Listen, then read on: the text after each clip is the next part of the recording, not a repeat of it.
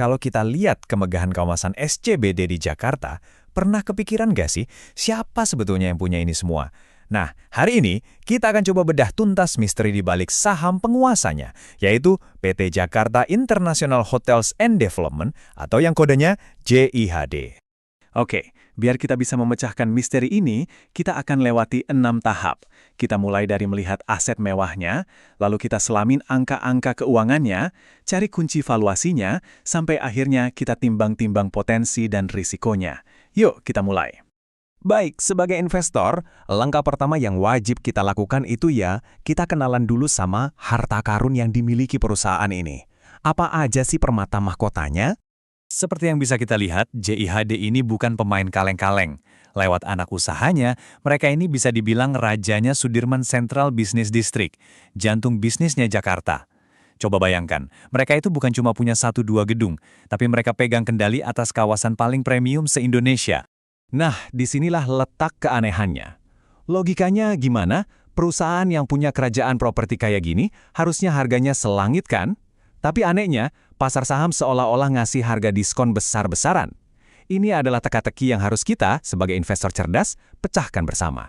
Oke, untuk menemukan petunjuk pertama, kita harus berani nih ngintip dapur keuangannya. Dan jujur saja, angka-angka yang akan kita lihat ini benar-benar bisa jadi lampu merah buat banyak investor. Coba bayangkan, sepanjang tahun 2025, perusahaan ini istilahnya bakar duit lebih dari 202 miliar rupiah. Angka segede ini, tentu saja, jadi sinyal bahaya pertama yang bikin pasar jadi was-was. Yang lebih dalam lagi, ini bahkan sebelum kita hitung beban bunga, pajak, dan penyusutan aset loh ya. Bisnis intinya sendiri sudah rugi. Lihat saja angka EBITDA-nya yang minus. Ini tuh ibaratnya kita punya toko, tapi biaya operasional harian buat gaji karyawan, listrik, beli barang, lebih besar dari total penjualan. Nah, ini menunjukkan ada masalah yang fundamental di operasionalnya. Nah, tabel ini nunjukin betapa cepatnya kondisi bisa berbalik. Dari yang tadinya masih cetak untung di tahun 2024, tiba-tiba di 2025 terjun bebas ke jurang kerugian. Perubahan drastis kayak inilah yang bisa memicu kepanikan dan bikin investor rame-rame jual saham yang akhirnya menekan harganya makin dalam lagi. Oke, laporan keuangannya memang kelihatan suram, tapi ceritanya berubah 180 derajat saat kita geser fokus kita. Bukan lagi lihat untung rugi, tapi lihat nilai asetnya. Disinilah harta karunnya mulai kelihatan. Nah, sebagai mentor Anda, saya mau kasih kuncinya. Untuk perusahaan yang kekuatannya ada di aset fisik, seperti properti, jangan terlalu fokus pada laba jangka pendek. Kunci utamanya ada di metrik yang disebut Price to Book Value atau PBV. Sederhananya, ini cara kita mengukur. Untuk setiap rupiah aset yang dimiliki perusahaan, kita harus bayar berapa sih di pasar saham? Dan ini dia angka ajaibnya.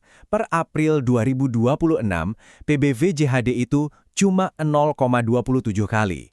Biar saya kasih gambaran ya, di dunia investasi, PBV di bawah 1 kali saja itu sudah dianggap murah. Angka 0,27 ini, wah, ini sudah masuk kategori diskon besar-besaran alias obral. Jadi, poin krusialnya begini. Sementara Anda bayar sekitar Rp535 untuk 1 lembar sahamnya di pasar, nilai aset bersih yang tercatat di pembukuan di belakang saham itu sebenarnya hampir Rp2.000. Ini dengan cemerlang menggambarkan diskon yang ditawarkan pasar. Ini seperti Anda bisa beli aset properti premium di Jakarta senilai Rp1 hanya dengan modal 27 perak. Gila kan? Pertanyaannya, apakah diskon sebesar ini sepadan dengan risikonya?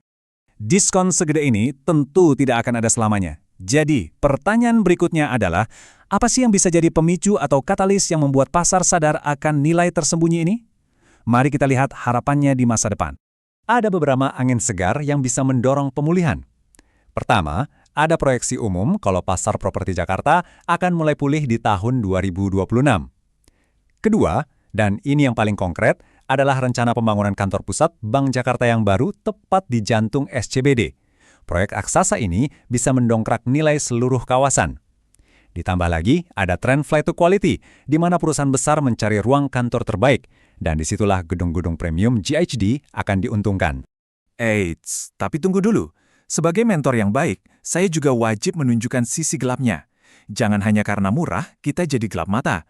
Ada resiko-resiko signifikan yang perlu banget dipertimbangkan.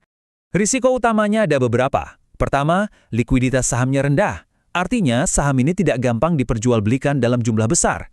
Kedua, Kepemilikan yang terkonsentrasi pada satu grup bisa mempengaruhi pengambilan keputusan. Dan yang tak kalah penting, disrupsi dari tren kerja dari rumah atau hybrid yang bisa secara permanen mengurangi permintaan ruang kantor. Ini semua adalah rintangan nyata yang harus Anda pertimbangkan. Jadi, setelah kita timbang-timbang sisi baik dan buruknya, apa kesimpulan akhir bagi seorang investor? Apa yang harus Anda lakukan? Oke, kesimpulannya begini. GIFG ini adalah contoh klasik dari sebuah aset play. Ini penting untuk dipahami.